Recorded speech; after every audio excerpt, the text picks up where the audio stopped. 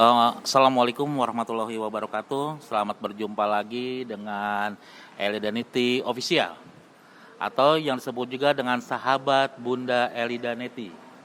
Di sini didampingi oleh Om Jirin nih, Om Jirin dari Riau.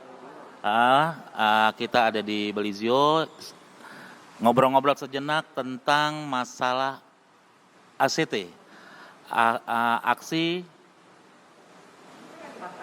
cepat tanggap yang berkantor kalau nggak salah di daerah Ciputat. Bagaimana tanggapan Bunda mengenai kasus ACT ini yang akhirnya dengar-dengar dana hibahnya itu sampai kemana-mana? Ini sebagai praktisi hukum dan sebagai orang yang cukup mengetahui tentang seluk-beluk ini dan lama juga bergerak di bidang aktivis dan lama juga di pergerakan di 212. Coba saya ingin mendengarkan, teman-teman ingin mengetahui bagaimana aliran dana itu dan apa sebabnya sampai ini terjadi. Silakan Bun. Apapun yang kita lakukan pasti akan terungkap. Jadi ini ada hal yang sangat miris. Kita tahu adalah 212 ini adalah organisasi perjuangan yang menyangkut dengan akidah dan agama. 212 ini juga adalah organisasi yang sangat besar di Indonesia, namun tidak terlepas juga dari gosip saat ini aliran dana ACT sekitar 75% pengurus koperasi syariah 212 terafiliasi MUI. Itu yang hari ini sedang hangatnya, yaitu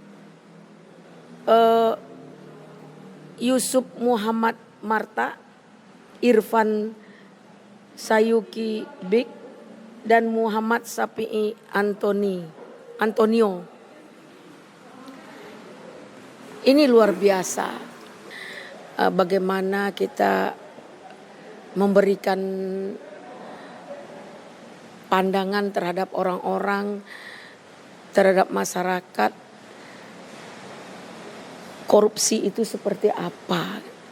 Nah sekarang kalau di sekitaran ulama, di sekitaran pendakwah yang ikut menikmati dan ikut berkecimpung dengan korupsi, itu sudah luar biasa.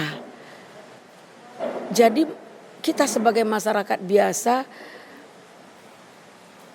kemana lagi kita untuk mempercayakan sesuatu tentang kepentingan umat, tentang keadaan umat, tentang keadaan agama saat ini. Para ulama dan pendakwah banyak diam dan menonton, tidak ada yang bersikap benar-benar. Kita heran, ternyata ulama dan pendakwah ikut dalam penyelewengan dana ACT tersebut. Ini sudah sangat luar biasa dan kita kecewa sebagai umat.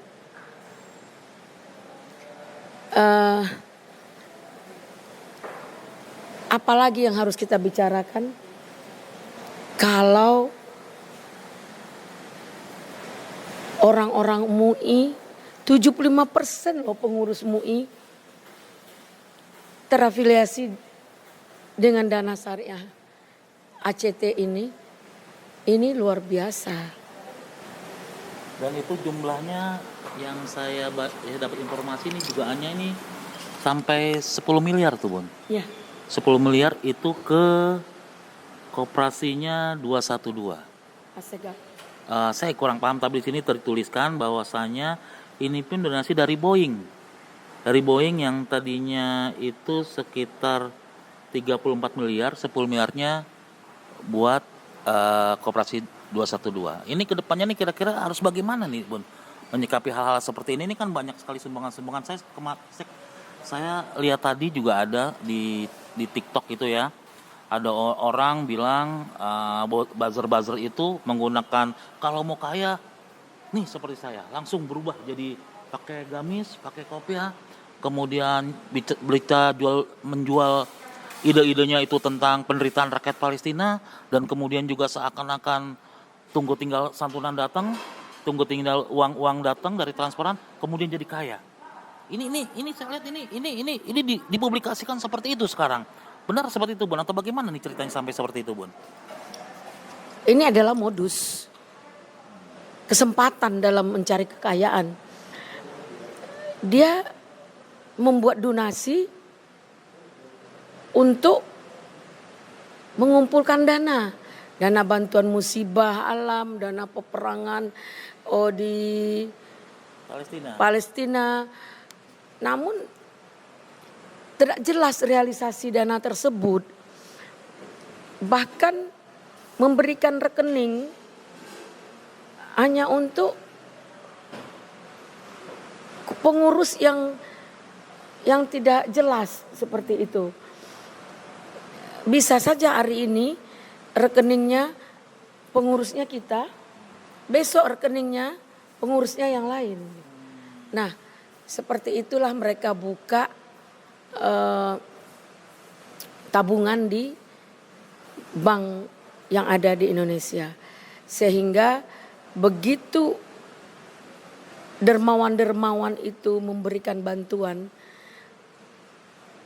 masuknya ke rekening mereka. Tapi nggak semuanya seperti itu kan, Bun, ya? Tidak semua sih, tapi mayoritas. Masih banyak kan yang berbuat berbuat baik itu sekarang minoritas. Oh, seperti itu, Bun, ya? Ya.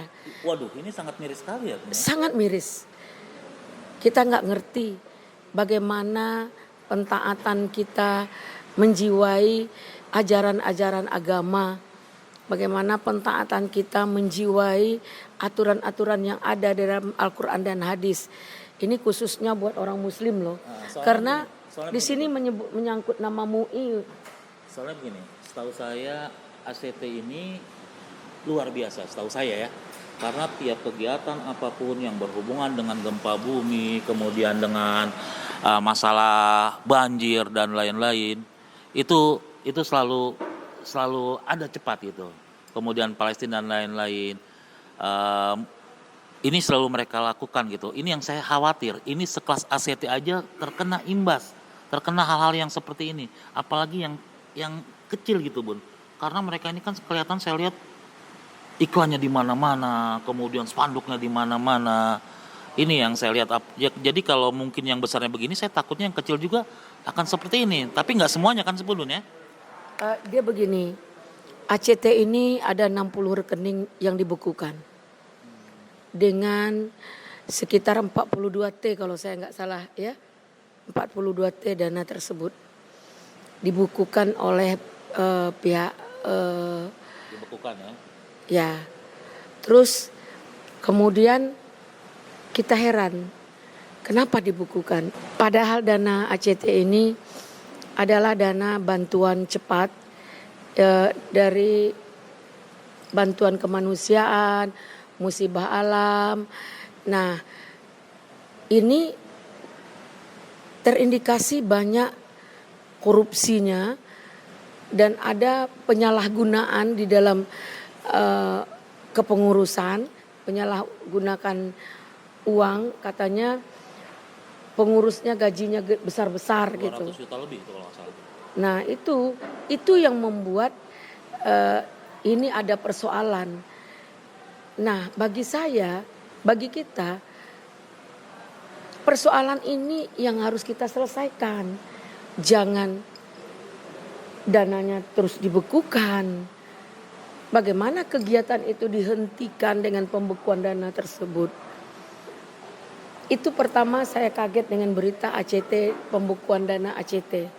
Hari ini lebih kaget lagi. Ternyata terindikasi mengalir dananya 10 miliar kepada 212. Koperasi 212. Ini sangat memalukan. Kalau 212 itu mungkin ada dana bantuan, ada dana donatur, ada dana dari mana-mana. Harusnya transparan dong. Nah, ini kan organisasi 212 ini kan organisasi umat. yang tidak ada berbadan hukumnya.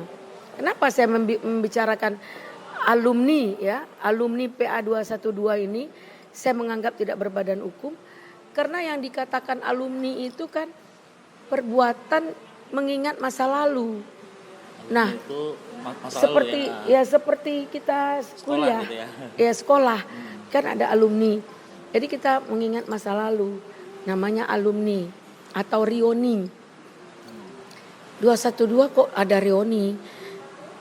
Itu yang membuat persoalan ini tidak tepat. Makanya kita mengharapkan 212 ini jika mau mengadakan kegiatan ada momen baru, umpamanya 212 bagaimana menanggapi kepulangan Habib. Terus 212 ada membantu ulama atau aktivis atau membantu pergerakan tentang penegakan hukum yang dizolimi, sepertinya ustadz yang terzolimi, mereka nggak mau mengarah ke sana. Itu sama seperti TPU ada, tim pembela ulama dan aktivis. Ya, itu kan yang berbidang di tentang hukum, tentang sosialnya kan harus ada, yaitu 212 gitu. Oke, kemudian saya juga di samping Bunda Elida ini ada Om Jirin nih. Om Jirin ini praktisi hukum, pengacara dari Riau ya, Om Jirin ya. Saya hanya menanyakan apa dari sisi hukumnya nih untuk masalah ACT ini. Jadi kita kasih dulu nih dari sisi hukumnya apa pasal-pasal yang mengenai tentang hukum ini, karena saya lihat tadi juga ada penyaluran dana dari ACT ke 212 dan lain-lain. Coba tolong diterangkan supaya teman-teman nih sahabat-sahabat Bunda Elida Neti ini paham gitu, biar kita juga sama-sama belajar. Terima kasih, silakan. Oke, terima kasih Bang. Mungkin sedikit tanggapan terkait masalah kasus ACT. Ya harapan kita kalau dari perspektif hukum, ya kalau memang ada indikasi tindak pidana ya harus ditindak secara tegas. Karena ini kan berbicara tentang masalah dana umat. Yang seharusnya dana tersebut ya disalurkanlah untuk umat, bukan untuk ke kantong-kantong pribadi-pribadi. Dari gaji pimpinannya sampai mobil dan lain-lain. Gajinya yang menurut kita sih sangat fantastis. Masa hanya mengurus sebatas organisasi sampai 200 juta. Mungkin kerja di direktur perusahaannya nggak sampai. Menteri aja nggak sampai. Menteri aja bahkan presiden pun nggak sampai 200 jutaan gajinya. Ini sementara hanya pengurus sebuah organisasi sangat luar biasa. Itu yang diketahui, belum yang tidak diketahui. Ya memang kalau memang bisa ya ditindak tegas lah. Saya rasa juga ini kan ACT-nya sebenarnya bagus, tujuannya bagus. Cuman permasalahannya kan ada segelintir oknum. Ini oknum yang harus diberantas. Artinya ya siapa oknum yang bermain di situ ya harus ditindak tegas dengan perspektif hukum pidana kita lah yang berlaku di negara kita. Kira-kira pasalnya masuk pasal apa tuh kira-kira? Ya kalau untuk masalah ini ada dana menyangkut adanya keuangan negara ya tentu adanya korupsi. Tapi kalau ini dana yang dihimpun dari umat ya saya rasa lebih masuk ke penggelapan. Penggelapan apa penyalahgunaan atau penggelapan? Penggelapan. Oke, terima kasih dari Om Jirin yang kebetulan juga ini kita jauh dari Riau hadir. Kemudian besok juga ada permasalahan yang akan kita sama-sama disidangkan dengan Bunda ya. Ada banyak kasus, kebetulan ini juga salah satu timnya Bunda Elida. Mungkin Bunda Elida lagi yang harus ditambahkan? Semoga semua dapat dipertanggungjawabkan sesuai dengan perbuatan dan hukum yang berlaku. Terima kasih. Oke, terima kasih para pemirsa, sahabat Bunda Elida Neti. Ini sedikit tadi masukan tentang ACT. Terima kasih buat Om Ziri, terima kasih buat Bunda. Mudah-mudahan kedepannya semakin sukses selalu ya. Terima kasih. Oke.